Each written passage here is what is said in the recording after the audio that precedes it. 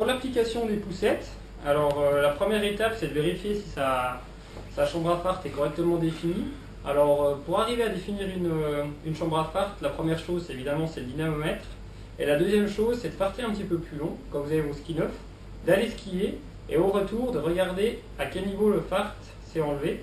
Ça vous permet d'avoir une base pour définir la chambre à fart. Donc si vous voyez que votre chambre à fart est un petit peu usée sur des anciens skis, c'est bon de temps en temps de passer un petit peu de papier de verre, donc avec un grain fin. Et là par contre, on va le passer dans le sens de la glisse et non pas en travers, ce qui évitera notamment sur les neiges fraîches de glisser un peu moins. Donc là, on va passer ce papier de verre tout doucement,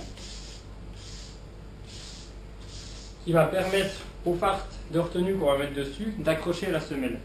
Donc ça c'est la première chose. Ensuite avec les poussettes, eh bien, tout simplement sur la chambre à fart, on va crayonner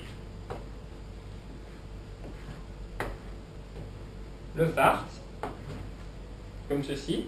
Et ensuite au moyen d'un liège, alors l'idéal c'est des lièges synthétiques qui s'encrassent un petit peu moins, on va faire des allers-retours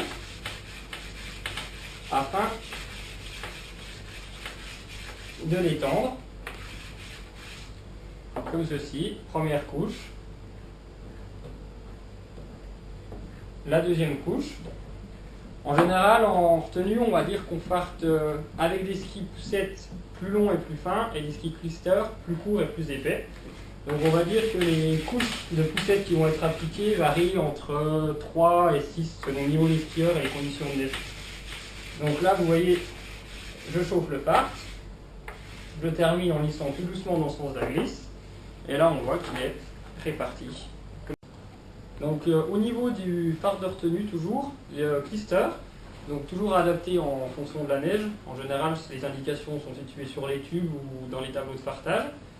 On va, dans notre chambre à fart, faire des petits chevrons.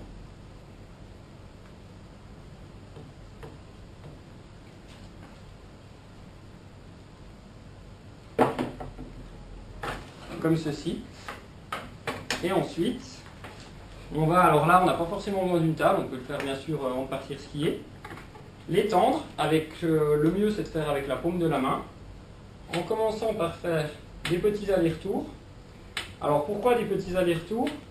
C'est parce que si on procède toujours dans le sens de la glisse, nous allons descendre tout le clister en bas. Donc de faire des petits allers-retours, ça permet de répartir et d'étendre le fart uniformément sur toute la semelle. Quitte à, après, terminer tout doucement dans le sens de la glisse afin de lisser le fart. Et vous voyez qu'on a un résultat qui est réparti uniformément.